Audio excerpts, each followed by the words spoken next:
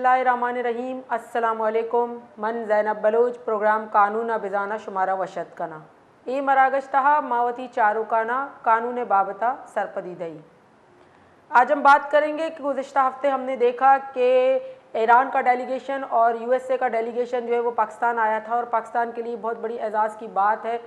कि जो दो ममालिक के दरमियान जो जंग हो रही है, उस जंग की हवाले से जो मुज़ाकरात होने जा रहे थे, उन मुज़ाकरात के लिए जो पेशरफ्त हुई है वो पाकिस्तान की तरफ से हुई है। और दोनों ममालिक आए भी थे, वो डेलीगेशन यहाँ मौजूद था, वो मुज़ाकरात दोनों के बीच में बैठक भी हुई थी।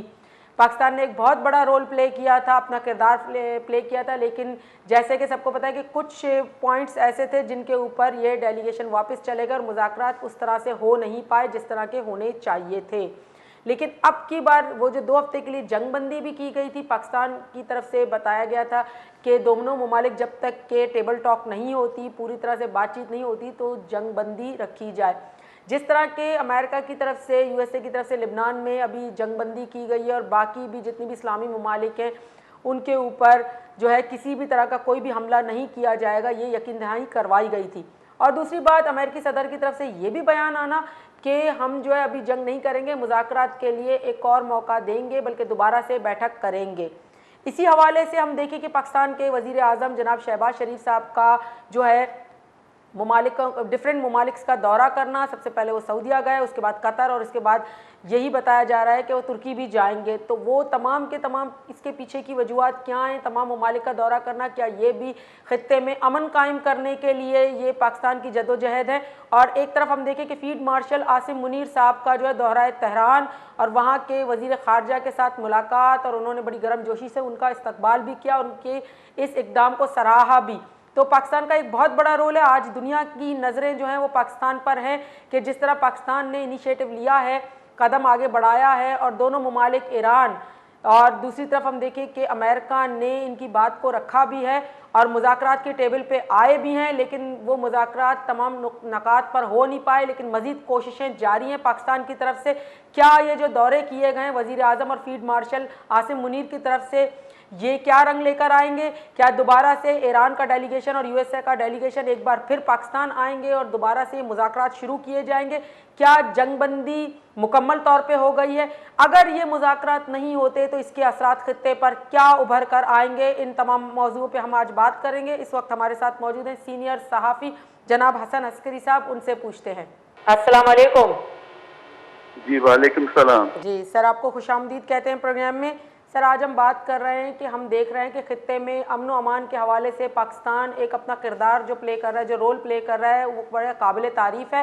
पिछले हफ्ते हमने देखा था कि जो ईरान का डेलीगेशन और अमेरिका का डेलीगेशन आया था मुज़ाकरात के हवाले से, लेकिन कुछ नकात पे वो मुज़ाकरात हो नहीं पाए। उसके बाद अब हम देखें कि वज़ीर आज़म पाकिस्तान का दौरा जो है वो डिफरेंट ममालिक का दौरा, और एक तरफ फील्ड मार्शल आसिम मुनीर साहब का ईरान का दौरा। तो आप इसको किस तरह से देखते हैं? क्या दोबारा से मुज़ाकरात की उम्मीद नज़र आ रही है आपको? देखिए, लगता तो यही है कि जो पाकिस्तान कोशिशें कर रहा है कि जो इस वक्त डिफरेंसेस अमेरिका और ईरान के दरमियान रह गए हैं, उन जो डिफरेंसेस को, जो फ़र्क है, उसको ख़त्म कर दिया जाए, ताकि एक ऐसा माहिदा हो जिसमें अमन मुकम्मल तौर पर आ जाए और दोनों मुल्कों में हालत जंग जो है वो ख़त्म ना हो जाए। तो इस सिलसिले में पाकिस्तान ने पहली स्टेज पे काम किया था, जिसका आपने तज़किरा किया है, और अब दूसरी स्टेज का भी आपने जिक्र किया कि प्राइम मिनिस्टर का दौरा, आर्मी चीफ का दौरा। इन सब का मकसद यही है कि खामोशी से जो है गुफ्तगू को पब्लिक में लाए बगैर खामोशी से कोई ऐसा तरीक़ाकार निकल आए कि ये जो हालत जंग हमें अपने करीब मुल्क के नज़र आ रही है, ये हालत जंग जो है ये हालत अमन बन जाए। तो कोशिश है, ख्वाहिश भी है, और इसके लिए पाकिस्तान हिम्मत भी दिखा रहा है। जी अच्छा सर, ये बाकी ममालिक भी हैं, चाइना भी हम देखें कि इस जंग के हवाले से बातें तो वहाँ से भी, चाइना की तरफ से भी बहुत सी आई हैं, रशिया की तरफ से भी आई हैं, बाकी जितना कि ये मिडिल ईस्ट की तरफ से भी बातें हैं, जैसे सऊदीया ने भी की, लेकिन उनकी तरफ से वो कोशिशें नज़र नहीं आई, और सिर्फ पाकिस्तान की तरफ से ही ये कोशिशें नज़र आना। देखिए, पाकिस्तान ने इस सिलसिले में हिम्मत दिखाई, और ये ठीक है कि पाकिस्तान को चीन की भी सपोर्ट हासिल है, तुर्की है, उसकी है, और इजिप्ट है, سعودی عربیہ ہے, قطر بھی ہے, ان کی سپورٹ حاصل ہے. لیکن میرا خیال یہ ہے کہ پاکستان اس لیے اس سلسلے میں کامیاب ہو گیا کہ اس جنگ سے پہلے پاکستان کے امریکہ سے تعلقات خوشگوار تھے. موجودہ جو ٹرمپ رجیم ہے ان کے ساتھ پاکستان کے تعلقات تھے. دوسری طرف پاکستان اور ایران کے تعلقات بھی پچھلے 1 سال میں بہت بہتر ہوئے ہیں. اب پھر جب یہ موجودہ جنگ شروع ہوئی جو ابھی سیز فائر پر ہے, اس میں پاکستان نے ایک انڈیپینڈنٹ پوزیشن, ایک کسی کو مکمل طور پہ حمایت نہیں کی بلکہ جنگ بندی کی طرف ان کا زور رہا. جہاں انہوں نے مذمت کی کہ ایران پہ حملہ ہوا ہے, لیکن جب عرب ملکوں پہ ایران کی طرف سے کارروائی ہوئی تو پاکستان نے اس کی بھی مذمت کی. تو اس طرح ایک توازن کو برقرار رکھا, اور پھر ابتدائی اقدامات کے بعد ان ممالک کو پتہ لگ گیا, ایران کو اور امریکہ کو, کہ پاکستان ایک انڈیپینڈنٹ رول پلے کر رہا ہے, اور اس لیے انہوں نے پاکستان کی بات کو سنی. اچھا سر, یہ لاسٹ ٹائم ہم نے دیکھا تھا کہ جو ڈیلیگیشن آیا تھا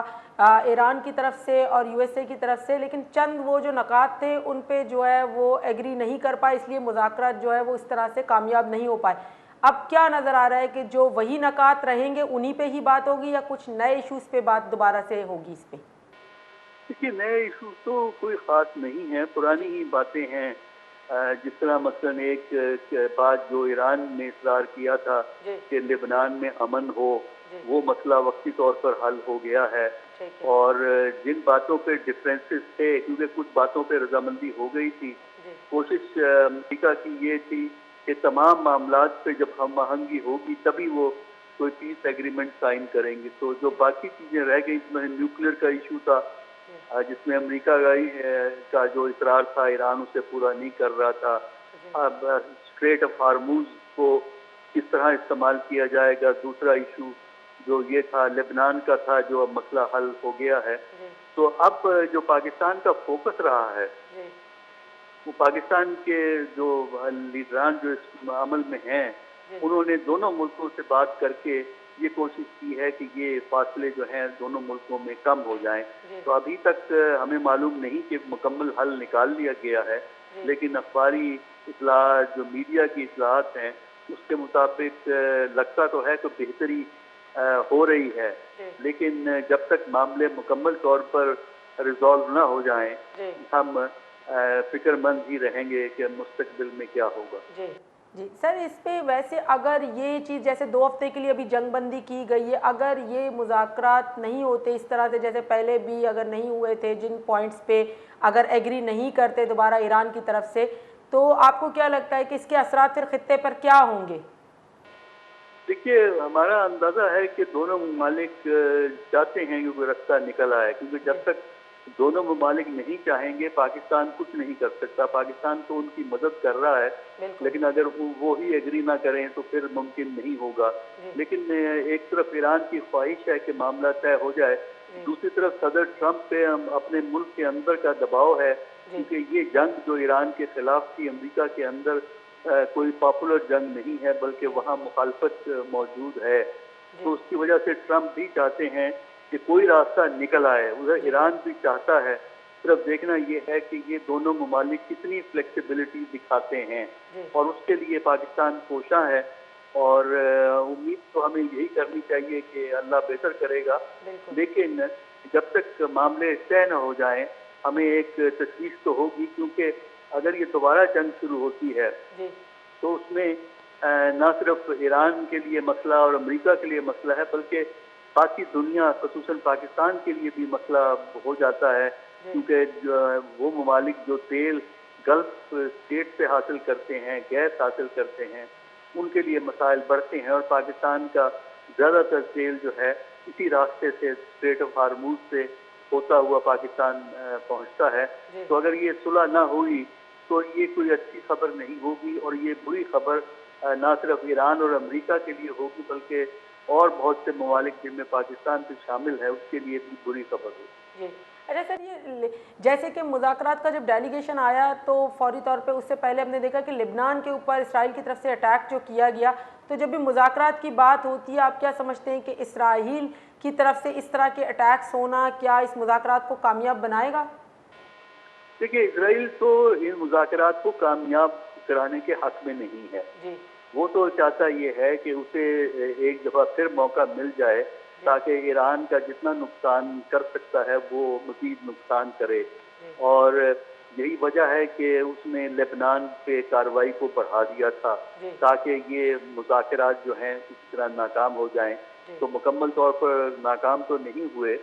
لیکن اب صدر ٹرمپ نے کچھ ہمت دکھائی ہے کہ اسرائیل کو یہ کہا کہ لبنان کے اندر جنگ بند کی جائے. یہ 10 دن کے لیے ہے، لیکن ہم یہی امید کرتے ہیں کہ یہ ڈوریشن جو ہے بعد میں آگے بڑھ جائے گی. تو اسرائیل سے آپ یہ امید نہ کریں کہ وہ یہاں پہ امن چاہتا ہے. وہ تو ہر اس ملک کی مخالفت کرتا ہے، تباہ کرنا چاہتا ہے جو اس کے ساتھ اچھے تعلقات نہیں رکھتا. اور اس سے پہلے لیبیا کا نقصان ہوا، سیریا کا نقصان ہوا، اور بھی کچھ ملکوں کے نقصانات ہوئے، اور اب وہ ایران کو ٹارگٹ کر رہا ہے. تو اگر امریکہ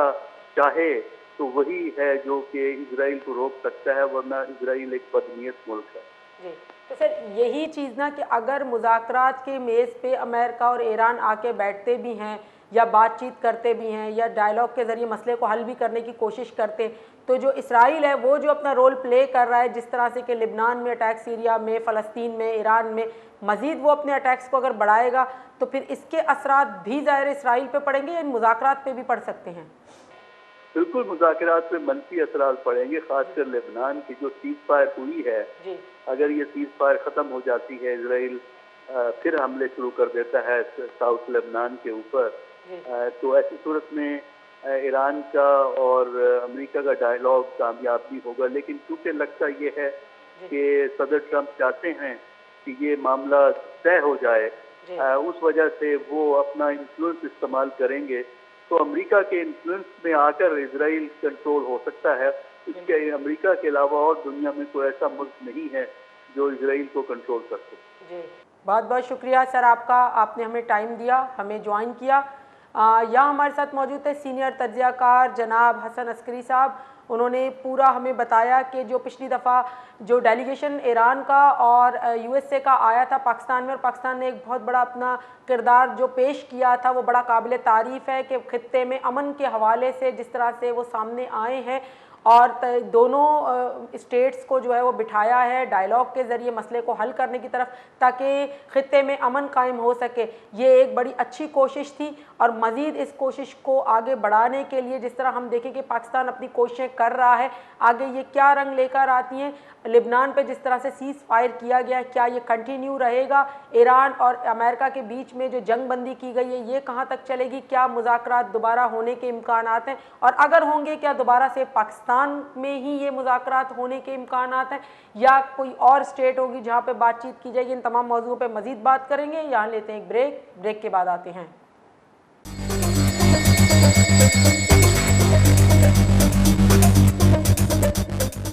بریکاچی پت شمارا وشد کنے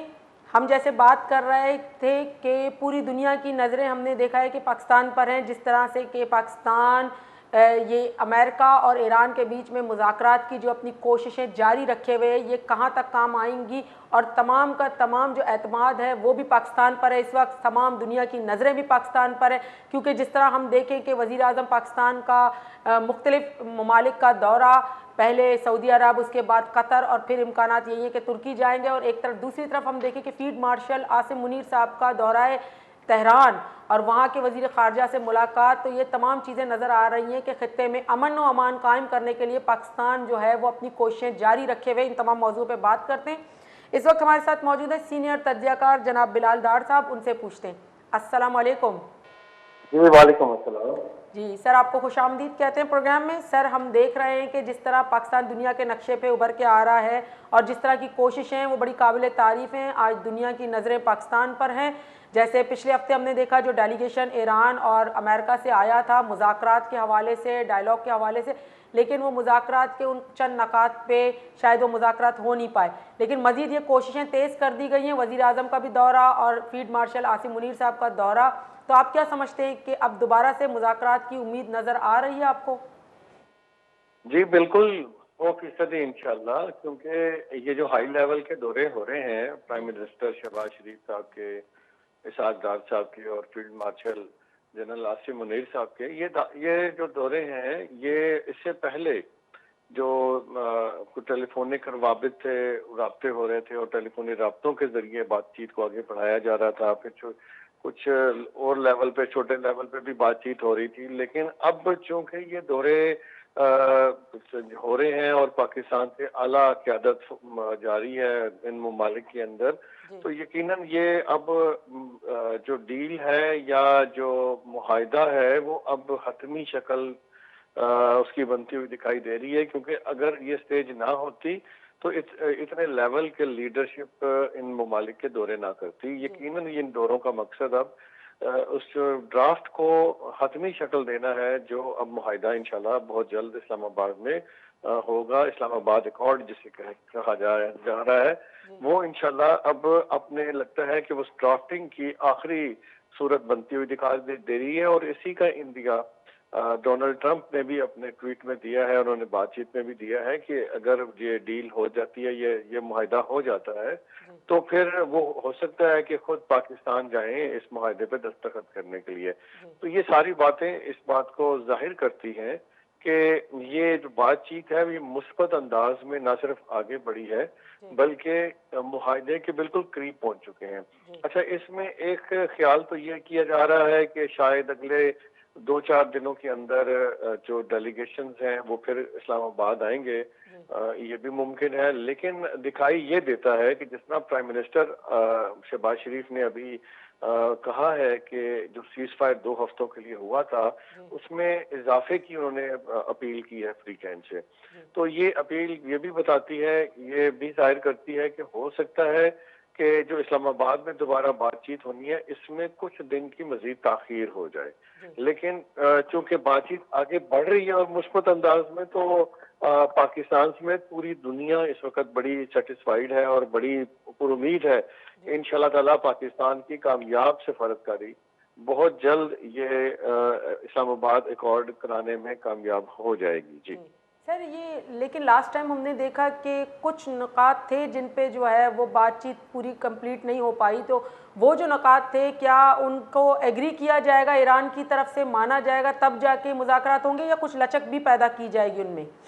دیکھیں، یقینی بات ہے کچھ چیزوں کے اوپر 2-3 پوائنٹس کے اوپر جو ڈیڈ لاک پیدا ہوا تھا وہ لگ رہا ہے کہ وہ برف پگھل چکی ہے، جس میں جو رپورٹس آئی ہیں انٹرنیشنل میڈیا کے اندر اور ان میں کوٹ کیا بھی گیا ہے کہ امریکہ کی یہ مطالبہ ہے کہ ایران جو اپنے یورینیم کی افسردگی کی کا جو عمل ہے اسے 20 سال تک کے لیے روک دے، جبکہ ایران کا یہ کہنا ہے کہ وہ 20 سال نہیں، اس عمل کو 5 سال تک کے لیے روک سکتا ہے۔ اب یہ جو 20 اور 5 سال کے درمیان والا کوئی راستہ ہے وہ میرا خیال ہے نکل آئے گا اور اس پہ بات چیت ہو رہی ہے۔ ویسے بھی ایران کا جو ایٹامک پروگرام ہے وہ تو پاکستان سے بھی بہت پہلے کا شروع ہے، لیکن جب ایران میں انقلاب آیا اور خمینی صاحب نے ٹیک اوور کیا تو اس کے بعد جو ایران کے جید علماء کرام ہیں اور ان کی جو قیادت تھی ان کے فتوے موجود ہیں کہ وہ اٹامک ویپن بنانے کے حق میں نہیں ہیں، کیونکہ ایرانین جو مفتی جو ان کے صاحب جید علماء کرام ہیں ان کے فتوے موجود ہیں کہ یہ انسانیت کا قتل ہے، تو وہ اس کو پہلے بھی نہیں بنانا چاہ رہے تھے، اسی لیے ورنہ آپ اندازہ کیجئے کہ جو ایٹمی پروگرام پاکستان سے بھی بہت پہلے کا شروع تھا اس میں آج تک وہ ایٹم بم نہیں بنا سکے۔ اس میں ان کی کوئی ایسی نااہلی نہیں ہے، نہ کوئی سستی ہے، بلکہ ان کی ایک پالیسی تھی کہ بھی ہم نے ایٹم بم نہیں بنانا، اور وہ بارہا اس کا اظہار بھی برملا کر چکے ہیں، لیکن اب چونکہ جو ان کے مخالفین ہیں ان کو خدشہ تھا کہ کہیں یہ ایٹم بم بنا لیں گے اور ہم پہ پھر آؤٹ آف کنٹرول ہو جائیں گے، ہم سے پہ کنٹرول نہیں ہو سکیں گے، تو لہٰذا اس وقت ان خدشات کے پیش نظر یہ سب کچھ ہوا، لیکن ایرانین پالیسی پہلے بھی اس حوالے سے واضح تھی، تو اس میں لچک ہو سکتی ہے، دکھائی جا سکتی ہے، اور اگر یہ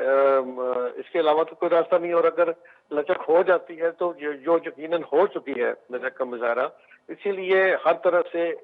جو بات چیت کے عمل پر اطمینان کا اظہار کیا جا رہا ہے، اور پاکستان جو اس میں ثالثی کا کردار ادا کر رہا ہے، پاکستان کے اوپر تمام فریقین جو ہیں وہ مکمل طور پہ اعتماد کا اظہار بھی کر رہے ہیں، ورنہ تو اگر لچک کا مظاہرہ نہ ہوتا تو اس میں کوئی تمام ممالک جو ہیں وہ اس میں اس کو پاکستان کی تعریفیں نہ کرتے۔ اور دوسرا یہ بات ہے کہ یہ لچک کا ہی مظاہرہ ہے کہ یا بات چیت کا مثبت بڑھنے سے کا ہی وجہ ہے کہ جب ڈونلڈ ٹرمپ سے یہ وائٹ ہاؤس کی ترجمان سے یہ سوال ہوا کہ پاکستان کے علاوہ بھی کسی ملک میں یہ بات چیت ہو سکتی ہے یا مذاکرات ہو سکتے ہیں، تو انہوں نے اس کی نفی کی اور کہا نہیں، ہمیں پاکستان جو ہے وہ بہت اچھے طریقے سے بات چیت کو آگے بڑھا رہا ہے اور ہمیں ان پہ اعتماد ہے، اور امریکنز کو بھی اگر اعتماد ہے، ایرانینز کو بھی اعتماد ہے، تو اس کا بس تو پھر اس کا مطلب یہ ہے کہ بات چیت بڑی اچھی سمت جاری ہے، اور امید ہے کہ انشاءاللہ بہت جلد دنیا کے لیے یہ خوشخبری آئے گی پاکستان سے، اور پاکستان کا نام روشن ہوگا۔ اور یہ معاہدہ ہونے سے میں سمجھتا ہوں کہ نہ صرف دنیا بھر کے لیے بہت اچھا ہوگا بلکہ پاکستان کو اور بلوچستان کو بھی اس کے بہت سے فوائد حاصل ہوں گے۔ فار ایگزامپل ایک چھوٹی سی مثال آپ کو کوٹ کر دو،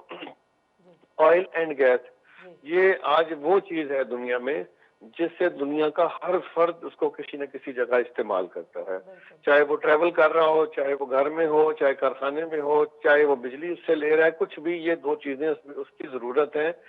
تو جب یہ اپنائے ہرمز بند ہوا تو بہت نقصان ہوا، لیکن جس دن پاکستان نے سیز فائر کرایا اس پہلے روز ہی دنیا بھر کو $3 ٹریلین کا فائدہ ہوا۔ جو ان کو نقصان ہو رہا تھا وہ $3 ٹریلین ایک دن میں فائدہ ہوا، یعنی 3000 ارب ڈالر ایک دن میں دنیا کو فائدہ ہوا۔ اور یہ وقت کے ساتھ جب سے سیز فائر قائم ہے یا ہوا ہے، ہر وقت کے ساتھ ساتھ یہ فائدہ دنیا کو بڑھ رہا ہے۔ اب تھوڑا سا اگر ہم اس کو تھوڑا سا اپنے، یہ تو دنیا کے بڑے کینوس میں ہم دیکھ رہے تھے، لیکن اگر ہم چھوٹے کینوس میں پاکستان کے حوالے سے اور دیکھیں اور یا بلوچستان کے حوالے سے دیکھیں، تو پہلے نمبر پہ تو یہ دیکھیں کہ جب اگر یہ معاہدہ ہو جاتا ہے تو اس کے نتیجے میں ایران کی جو ڈیمانڈ ہے کہ اس کے اوپر عائد اقتصادی پابندیاں ختم کی جائیں یا نرم کی جائیں، چلیں وہ ختم نہیں بھی ہوتی، 50% کم ہو جاتی ہیں، تو پاکستان کو یہ حق ضرور مل جائے گا ان پابندیوں کے ہٹنے سے، امید ہے کہ جس کے نتیجے میں جو سوال بارہا کیا جاتا ہے یا اعتراض اٹھایا جاتا ہے کہ پاکستان ایران سے سستا تیل اور گیس کیوں نہیں لیتا، تو وہ پابندیاں اس کی ایران میں حائل تھیں، وہ پابندیاں اگر ہٹ جاتی ہیں تو پورے پاکستان کو بغیر کسی جو ٹرانسپورٹ کے اخراجات ہیں اس پائپ لائن کے ذریعے سستی گیس اور پیٹرول مل سکتا ہے، جس سے پاکستان میں مہنگائی کا جو طوفان آیا ہوا ہے وہ ختم ہوگا اور روزگار کے مواقع بڑھیں گے اور پاکستان اور عوام کی معاشی حالت ٹھیک ہوگی۔ دوسرا، اگر یہ سوچئے کہ جو ایران کے ساتھ بلوچستان کے ایریاز ہیں وہاں سے جو آئل کی سمگلنگ ہوتی ہے، بڑے دشوار علاقوں سے بڑی مشکلوں سے جان خطروں میں ڈال کر جو ایرانین آئل ہے وہ اس کو سمگل کر کے لاتے ہیں، وہ ختم ہو جائے گا، بلکہ یہ کام پھر لیگلی شروع ہو جائے گا۔ جب یہ لیگلی کام شروع ہوگا تو اس کے 2-3 فوائد یہ ہوں گے، ایک تو پاکستانی معیشت پہ جو اس کا بوجھ پڑ رہا تھا ٹیکسز کی صورت میں کلیکٹ ہونے کی صورت میں اور چند جیبیں بھری جا رہی تھی، وہ ختم ہو جائے گا اور قومی خزانے میں پیسے آئیں گے۔ اور دوسرا فائدہ یہ ہوگا کہ بلوچستان کے عوام کے لیے روزگار کے بے شمار مواقع پیدا ہوں گے، اور بلوچستان بھر میں جو ایرانین نہ صرف پیٹرول بلکہ گیس، بلکہ اس کے علاوہ جو ایرانین پروڈکٹس ہیں جو سمگلنگ کے ذریعے آتی ہیں اور محدود لوگ اس کاروبار کو ڈائریکٹلی فائدہ اٹھاتے ہیں، تو وہ پورے بلوچستان میں اور پورے پاکستان کے لیے فائدہ ہوگا۔ تیسرا، اگر یہ پابندیاں ختم ہوتی ہیں تو جو بلوچستان کے جو عوام ہیں وہ اور پاکستان کے عوام ایران کی جو دوبارہ تعمیر نو ہونی ہے یا وہاں کام کاروبار ہے بہت زیادہ، اور ان کا آئل دنیا بھر میں ان کے پاس آئل کے دوسرے یا تیسرے نمبر کے بڑے ریزروز ہیں، گیس کے ان کے پاس 33% ریزروز ہیں، تو یقیناً ان کو جابس کے لیے بہت مین پاور چاہیے، تو پاکستان سے بے شمار لوگ وہاں جاب کرنے جا سکتے ہیں، بلوچستان سے جا سکتے ہیں۔ اور پھر اس کا ایک فائدہ یہ بھی ہوگا بلوچستان کے لیے کہ بلوچستان کے اندر جو انڈین اور اسرائیلی پراکسیز ہیں جو یہاں دہشت گردی کرتی ہیں اور اس طرف ایران کی سائڈ پہ بھی کرتی ہیں، دونوں ممالک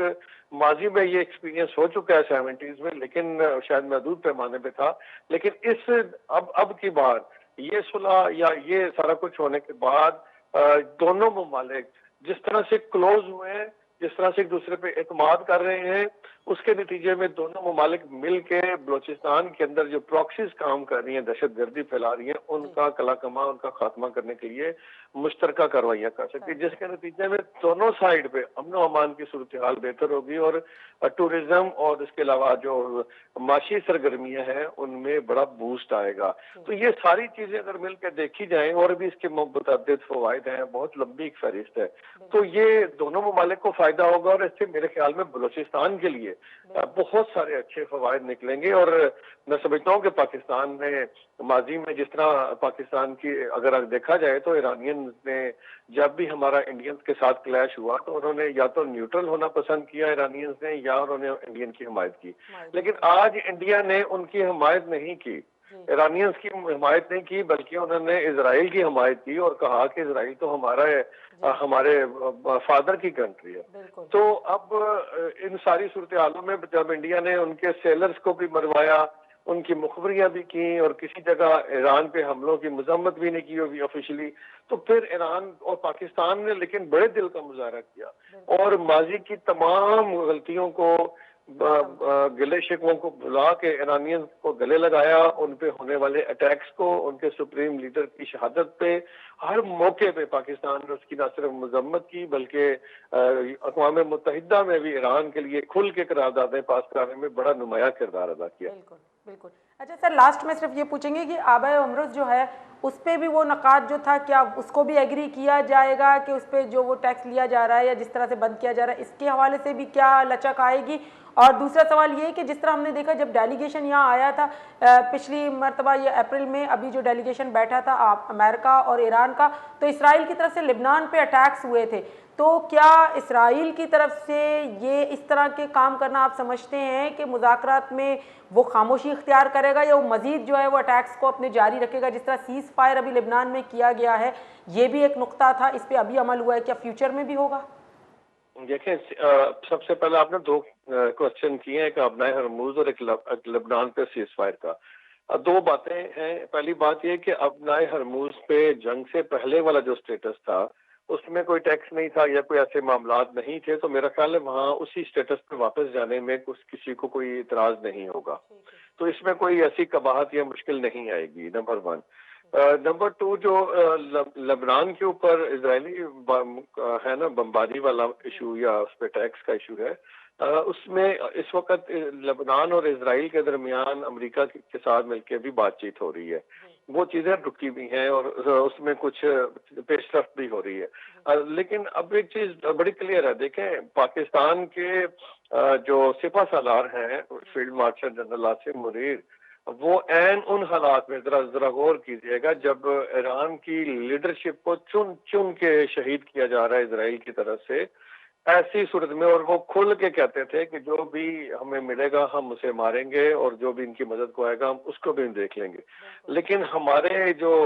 सिपा सालार हैं, जिस शान और शौकत से और जुर्रत दलेरी से वो उन हालात में तेहरान में उन्होंने लैंड किया है, ये अपनी मिसाल आप है और ये बड़ा वाजिया पैगाम है कि अगर आप हमारे मामलात में आए या हमारी गारंटीज को आपने छेड़ने की कोशिश की तो फिर आपको हम जवाब देने की पूरी सलाहियत रखते हैं। हम ईरान से अल्हम्दुलिल्लाह सैकड़ों गुना मजबूत हैं, अस्करी लिहाज से भी और हर लिहाज से, अल्हम्दुलिल्लाह। बिल्कुल बिल्कुल, ठीक है, बहुत बहुत शुक्रिया सर आपका, आपने हमें टाइम दिया, हमें ज्वाइन किया। यहाँ हमारे साथ मौजूद थे सीनियर तज्जियाकार जनाब बिलाल डार साहब, उन्होंने बड़ा अच्छा तज्जिया किया, बड़ी अच्छी पूरे वर्ल्ड के तमाम बातों को हमारे सामने रखा कि जो अभी जो डेलीगेशन आकर गया था ईरान और अमेरिका का, जिस तरह पाकिस्तान अपना किरदार अदा कर रहा है वो बड़ा काबिल तारीफ़ है। आज दुनिया की नज़रें पाकिस्तान पर हैं कि मज़ीद जो कोशिशें तेज़ कर दी गई हैं ताकि ईरान और अमेरिका के दरमियान मुज़ाकरात प्रॉपर तरीके से हो सके, बल्कि मुज़ाकरात ही नहीं, जो मुआहदा हुआ है, जो नुकात हैं, वो मुआहदे की शक्ल इख्तियार करे और उन पर बाकायदा साइन हो ताकि जंग बंदी को रोका जाए। इसके आने वाले वक्तों में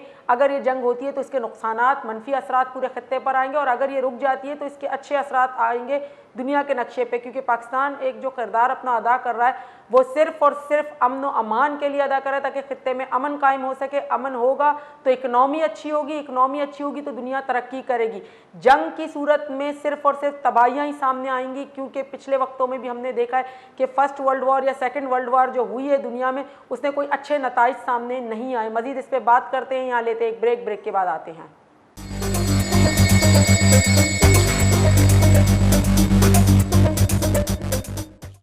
بریکا جی پت شمارا وشد کنی، ہم بات کر رہے تھے کہ جس طرح سے جو ہم دیکھیں کہ ملک کے حالات ہیں اور پاکستان نے اپنی بہت بڑی کوشش، اپنا کردار جو ادا کیا وہ بڑا قابل تعریف ہے۔ آج دنیا کی نظریں پاکستان پر ہیں کہ جو مذاکرات پچھلے ہفتے جو ڈیلیگیشن آیا تھا ایران اور امریکہ کی طرف سے، وہ مذاکرات حتمی اپنے نتائج پر پہنچنے والے تھے، لیکن کچھ ایسے پوائنٹس تھے جن پہ ابھی مزید بات کرنے کی ضرورت تھی اور معاہدہ نہ ہو پایا۔ لیکن ابھی بھی ہم دیکھیں کہ پاکستان کی جو کوششیں ہیں وہ جاری ہیں، جس طرح کے دورے ہو رہے ہیں بڑی بڑی شخصیات کے، وزیر اعظم صاحب کے، فیلڈ مارشل صاحب کے، تو وزیر خارجہ صاحب کے، تو یہ کیا رنگ لے کر آئیں گے؟ کیا یہ مذاکرات پایہ تکمیل تک پہنچ پائیں گے؟ کیا دنیا کے خطے پر امن و امان قائم ہوگا؟ کہ پاکستان کا ایک کردار جو ہے وہ ایک پازیٹیو پوائنٹ، پازیٹیو رنگ لے کر آئے گا؟ ان تمام موضوعوں پہ ہم بات کر رہے ہیں۔ اس وقت ہمارے ساتھ موجود ہیں سینئر تجزیہ کار جناب احمد اقبال بلوچ صاحب، ان سے پوچھتے ہیں۔ السلام علیکم۔ السلام جی سر آپ کو خوش آمدید کہتے ہیں پروگرام میں۔ سر ہم بات کر رہے ہیں جس طرح پاکستان کی طرف سے ہم دیکھیں کہ جنگ بندی کے حوالے سے اور ایران اور امریکہ کی طرف سے جو مذاکرات جاری ہو رہے تھے پچھلے ہفتے، اور مزید ان کی طرف سے جو کسی نقطے پر قائم نہ ہو سکے، لیکن مزید ان کو آگے بڑھانے کے لیے پاکستان جو کوششیں کر رہا ہے، اس کو آپ کیسے دیکھ رہے ہیں؟ کیا اس سے خطے میں واقعی امن و امان قائم ہو پائے گا؟ بہت شکریہ۔ دیکھیں، سب سے اہم بات یہ ہے کہ اس پہ پوری قوم کو جو ہے شکر ادا کرنا چاہیے کہ پوری دنیا یہ سمجھ رہی ہے کہ ثالثی کا کردار جو ہے وہ پاکستان ادا کر رہا ہے، اور بہت اچھے طریقے سے اس نے ادا کیا ہے، اور ابھی بھی وہ جو ثالثی کا جو پروسیس ہے اس میں پاکستان اتنا ہی جو ہے وہ انوالو ہے اور معاملات کی گہرائی کے اندر جا رہے ہیں۔ چونکہ یہ جو تنازع تھا، یہ جو کانفلکٹ تھا، یہ چھوٹا کانفلکٹ نہیں تھا، یہ بہت بڑا کانفلکٹ تھا، جس میں جہاں پہ 2,000 کلومیٹر کے اوپر میزائل فائر کیے جا رہے ہوں، اور ایک ملک سے ایک میزائل فائر ہو اور بیچ میں کئی ملک آ جائیں اور اس کے بعد وہ کسی اور ملک پہ جا کے گرے، تو اس کی جو یہ حالات تھے وہ بہت سنگین سے سنگین تر ہوتے جا رہے تھے، اور یہ کوئی چھوٹی لڑائی نہیں تھی دو ملکوں کے درمیان، چھوٹا سا یہ نہیں تھا، اس سے پورا خطہ جو ہے وہ متاثر ہو رہا تھا، ابھی بھی ہے لیکن وہ مزید ہونے کی طرف جا رہا تھا۔ تو یہ کریڈٹ جاتا ہے اس وقت کی موجودہ جو لیڈرشپ ہے پاکستان کے اندر، ان کو جاتا ہے، پرائم منسٹر کو جاتا ہے، آرمی چیف کو جاتا ہے، فیلڈ مارشل صاحب کو جاتا ہے، اور باقی ان کے جتنے رفقائے جو پیچھے سے ڈے ٹو ڈے ان تمام چیزوں کو مانیٹر بھی کر رہے ہیں، دیکھ بھی رہے ہیں۔ تو اس سے یہ دنیا نے دیکھا کہ پاکستان جو ہے وہ بڑی خوش اسلوبی سے آگے کی منزلیں طے کرتا رہا۔ دو سپر پاور، اگر ہم امریکہ کو سپر پاور کہتے ہیں تو اسلامی دنیا کا میں سمجھتا ہوں کہ ایران سپر پاور ہے، کہ اس نے اس جنگ میں اپنے آپ کو ثابت کیا، وہ ڈرا نہیں، وہ اگلی صفوں تک آ کے اس نے لڑائی کی، اور اپنے دفاع کو بھی اس نے اختیار کیا، اور جو ہے وہ اٹیک بھی کیا، دونوں طرف اس نے کیا، گو کہ اس کے اوپر حملہ پہلے ہوا لیکن اس کے باوجود بھی اس کا کردار جو ہے نا بہت مثبت تھا اور بہت بہترین تھا۔ اب سوال یہ ہے کہ اس پوری سچویشن کے اندر جو پاکستان کا کردار ہے، جو آپ کا سوال ہے، بنیادی سوال ہے، وہ بہت ہی زبردست اور بہت ہی عالیشان ہے، اور ہمارے جتنے دنیا کے اندر جو پاکستان کے خلاف بات کرتے تھے، خصوصاً جو انڈیا ہے جو ہمیشہ پاکستان کے خلاف بات کرتا تھا اور پاکستان کو ایک فیل اسٹیٹ کے طور پر بتاتا تھا، اور پاکستان کو ٹیررسٹ ملک بتاتا تھا، تو ان کے اوپر ان کو ایک بہت زبردست جواب ملا کہ دنیا کی ساری طاقتیں جو ہیں وہ پاکستان سے امن ان کو مل رہا ہے. ان کو نہ دہشت گردی نہیں مل رہی ہے, ان کو ڈسٹرکشن نہیں مل رہی ہے, ان کو تباہی بربادی نہیں مل رہی ہے. تو یہ جو ان کا کلیم تھا جو پاکستان کے اوپر یہ لوگ کرتے تھے, کہتے تھے جو بھی پاکستان کے دشمن ہیں, خصوصاً میں ہندوستان کی بات کر رہا ہوں, تو وہ ان کو ایک بہت جو ہے سیٹ بیک ہوا, ایک بہت بڑا صدمہ ہوا. میں سمجھتا ہوں وہ اس ڈرامہ سے اب شاید زندگی بھر نہ نکل سکے,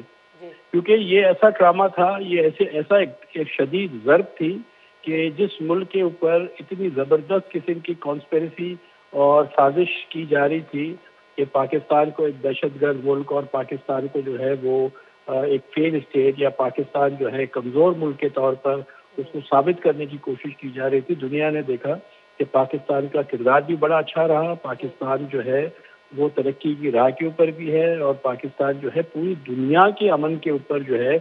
وہ پاکستان کا کردار جو ہے لوگوں کے سامنے آ گیا ہے. اب آپ یہاں سے لے کے اور یہاں سے اگر آپ دیکھیں پاکستان کے معاملات کو, تو آپ کو خود اندازہ ہوگا کہ اتنا بڑا جو ہے پوری دنیا کی جنگ, اور اس کے اندر جو تیل کے معاملات ہیں اس کے اندر اتنا بڑا ایفیکٹ آنا, اور پوری دنیا کی اکنامی جو ہے وہ اوپر سے نیچے تک جو ہے وہ پریشانی سے دوچار رہی. تو پاکستان نے اس کے اندر جو ہے وہ اپنا کردار ادا کر کے ایک امن کا سلوشن دیا, اس کو ہوسٹ کیا, اور یہ سپر پاور امریکہ کا پاکستان پہ اعتماد ہے کہ ان کا وائس پریزیڈنٹ وہ آیا اور مسلسل 21 گھنٹے کی جو ہے وہ بریفنگ ہوئی, اور جو ہے مستقل گفتگو ہوئی, اور دونوں ملکوں کے جو اہم ترین لوگ تھے انہوں نے پاکستان پہ اعتماد کیا, اور پاکستان کے جو خدمات تھی ان کو سراہا, اور ابھی بھی وہ سلسلہ جاری ہے. اور میں سمجھتا ہوں کہ اس کے اچھے نتائج آنے والے دنوں میں نکلیں گے, اور ایک امن کا جو موجودہ جو دنیا کے اندر ایک غیر یقینی صورتحال ہے اس کا خاتمہ ہوگا. جی سر, اصل میں جو ڈیلیگیشن آیا تھا جو 10 اپریل کو 21 گھنٹے کی جو بریفنگ چلی تھی, وہ چند جو نکات تھے جن کے اوپر ایران کی طرف سے ابھی پراپر طریقے سے حامی نہیں بھری گئی تھی, تو کیا آپ سمجھتے ہیں کہ ان نکات کو مانا جائے گا یا ان میں کچھ لچک پیدا کر دی جائے گی تاکہ یہ مذاکرات پائے تکمیل تک پہنچائے جا سکے؟ دیکھیں, جب دو فریق آپس میں کسی تنازع میں آتے ہیں, وہ ایسا کوئی کمپیوٹر کا بٹن تو ہے نہیں کہ آپ نے اس کو آن یا آف کر دیا یا کوئی سوئچ ہے. یہ مذاکراتوں کا طریقہ کار ہی یہی ہوتا ہے. سب سے اہم بات یہ ہے کہ دو فریق جو ہے وہ ٹیبل پہ آ گئے. جب کوئی ٹیبل پہ آ کے بیٹھ جاتا ہے تو اس سے یہ بات ثابت ہوتی ہے کہ ان فریقوں کے ذہنوں کے اندر امن کی خواہش ہے, ان فریقوں کے ذہن میں جو ہے کوئی رستہ نکالنے کی خواہش ہے, ان فریقوں کے ذہنوں کے اندر جو ہے دنیا کے اندر ایک کاروباری جو عمل رکا ہوا تھا اس کو بہتر کرنے کی خواہش ہے. تو یہ سب سے بڑی کامیابی ہوتی ہے کہ دو فریق جو ہے وہ آپس میں بیٹھ کے اور ایک ٹیبل پہ اب جو نکات ہیں, جو معاملات ہیں اس کو جو ہے وہ دیکھا جا رہا ہے. اور آپ دیکھیں اس میں جو پاکستان کا رول ہے, انہوں نے پہلے ان کو ایک ٹیبل پہ لے کے آئے, اور ابھی بھی وہ چل رہی ہے, ثالثی کا کردار چل رہا ہے. تو میں سمجھتا ہوں کہ یہ کامیابی ہوئی ہے پاکستان کو, اور دنیا کو بھی کامیابی ہوئی ہے. اگر اس طرح نہ ہوتا تو کوئی آ کے ایک ٹیبل پہ نہیں بیٹھتا. جب دو دشمن ٹیبل پہ نہیں بیٹھتے تو اس کا مطلب یہ ہے کہ وہ ایک دوسرے کے خونی دشمن ہیں اور ایک دوسرے کو کسی صورت برداشت نہیں کریں گے. لیکن جب ایک ٹیبل پہ بیٹھ گئے ہیں اور وہ ٹیبل کے اوپر بیٹھ کے اور انہوں نے جو ہے وہ گفتگو کی, اب وہ نکات طے ہوتے رہیں گے. ہر ایک کو دوسرے سے دشمن سے خطرہ ہوتا ہے, اس کو اس سے خطرہ ہوتا ہے. لیکن بہرحال ایک بڑی اچھی پیش رفت ہوئی کہ یہ جنگ جو ہے وہ زیادہ بڑی نہیں. جس طریقے سے صدر ٹرمپ نے جو الٹیمیٹم دیا ہوا تھا, دنیا بہت پریشان تھی, تو یہ رکا. ایک بہت بڑا دنیا کو خطرہ لاحق تھا اور وہ خطرہ جو ہے وہ رکا. تو یہ ایک بڑی اچھی پیش رفت ہوئی ہے. جی بالکل سر, یہ اسرائیل کی طرف سے ہم دیکھ رہے ہیں کہ جب یہ مذاکرات ہو رہے تھے, جب ڈیلیگیشن یہاں آیا تھا اور بات چیت چلی تھی, تو اسرائیل کی طرف سے لبنان پہ اٹیکس کیے گئے تھے. تو آپ کیا سمجھتے ہیں کہ اسرائیل کی طرف سے اس طرح کے اٹیک باقی اسٹیٹس پہ کرنا, اور جس طرح بھی سیز فائر کرایا گیا کہ لبنان پہ سیز فائر ہوگا ابھی تک ہوا, کیا مستقبل میں بھی اسرائیل کو اسی طرح سے قابو رکھا جائے گا یا وہ پھر اپنی منمانی ہی کرتا رہے گا؟ تو آپ کیا سمجھتے ہیں اس کا ایفیکٹ بھی مذاکرات پہ پڑے گا؟ دیکھیں میں یہ سمجھتا ہوں کہ اسرائیل کو جتنی طاقت امریکہ سے ملتی ہے وہ کہیں اور سے نہیں ملتی، اور اس وقت امریکہ جو ہے، امریکن عوام بھی اور امریکن کی جو موجودہ حکومت ہے وہ بھی، وہ اس بات کے اوپر ان کا ذہن بن گیا ہے کہ مزید ہم جو ہے نقصانات کی طرف نہ جائیں، مزید اس معیشت کو جو ہے ہم ختم نہ کریں، کیونکہ اسٹیٹ آف ہرمز کے اوپر جو ہے وہ ایران بیٹھا ہوا ہے، اور ایران بہت قدیم جو ہے وہ ایک قوم ہے، ایک بہت قدیم ملک ہے، اور بڑے ادھر بڑے اچھے ذہن والے لوگ ادھر رہتے ہیں، اور انہوں نے دنیا کے اوپر ایک مدت سے جو ہے ان کی حاکمیت اس علاقے کے اوپر ہے، اس کو ایسے آپ مٹا نہیں سکتے کہ آپ اس کو دھمکی دے دیں یا آپ اس کو کہیں کہ آپ ادھر سے ہٹ جائیں، وہ ہٹے گا، کیونکہ ہر ایک کو دفاع کا حق ہوتا ہے، بھلے دشمن طاقتور ہے یا ہم کمزور ہیں، یا ہم طاقتور ہیں یا دشمن کمزور ہے، دفاع کا حق ہر ایک کے پاس ہے۔ جہاں تک اسرائیل کی آپ بات کر رہے ہیں، دیکھیں وہ اس کو اپنے منطقی انجام پہ پہنچنا پڑے گا، کیونکہ اس نے جتنے بھی کام کیے ہیں پوری دنیا کی نظر میں وہ کوئی بہتر کام نہیں ہے، کوئی پوری دنیا کے لوگ جو ہے وہ اس کو سراہتے نہیں ہیں، اس کو جو ہے مورد الزام ٹھہراتے ہیں، اور جو بربریت انہوں نے فلسطین پہ کی ہے اس کی کوئی نظیر نہیں ملتی۔ یہ تو آپ سمجھیں جو ہٹلر کا دور تھا، جب نازی حکومت تھی، اور جب وہاں پہ جو یہودیوں کے ساتھ ظلم ہوا تھا، یہ تو اس سے بڑا ظلم ہے یہ، تو یہ بھی تمام لوگوں کو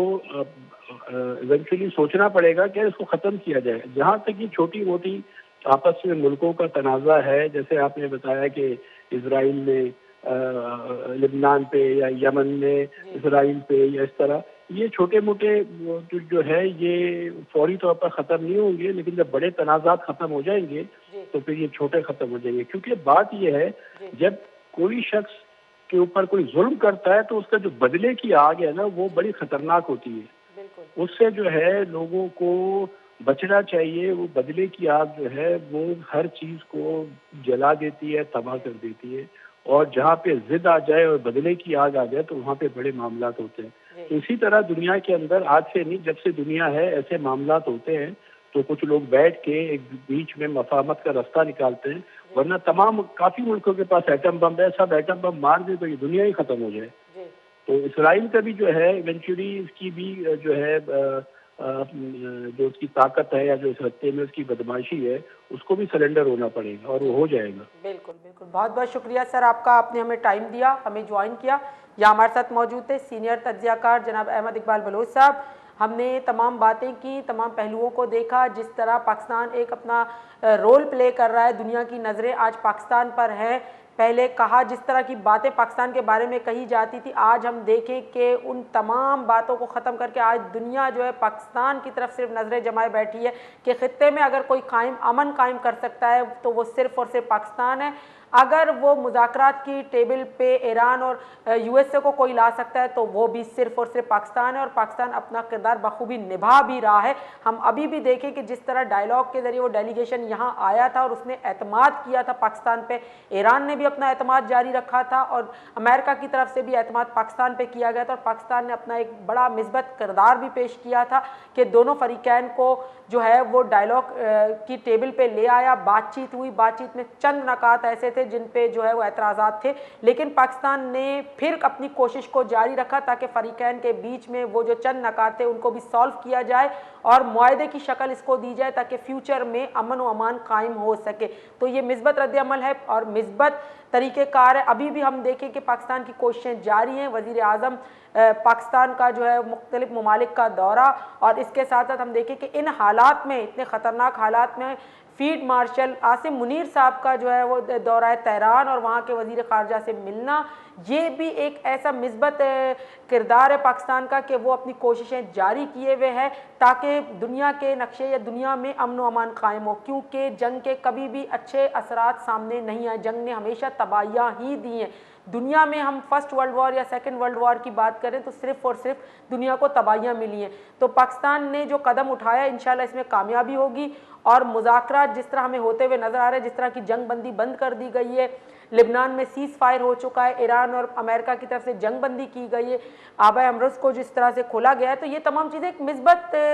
لے کر آ رہی, مثبت کردار ہمارے سامنے آ رہا ہے کہ واقعی میں جنگ بندی ہونے جا رہی ہے. اگر جنگ بندی ہوتی ہے تو اس سے اکنامی بھی اچھی ہوگی, دنیا بھی ترقی کرے گی, لوگ بھی ترقی کریں گے, اور جو خطے میں جو ایک دوسرے کے لیے ڈر خوف بیٹھا ہوا ہے آپس میں اسٹیٹس کے درمیان, وہ بھی ختم ہو جائے گا اور امن و امان قائم رہے گا. جب امن ہوگا تو لوگ بزنس بھی اچھا کریں گے, اکنامی بھی اچھی ہوگی, اور ورلڈ میں اپنا نام بھی اچھا کریں گے انشاءاللہ. اس کے ساتھ مجھے زینب بلوچ کو دیجیے اجازت. اللہ حافظ.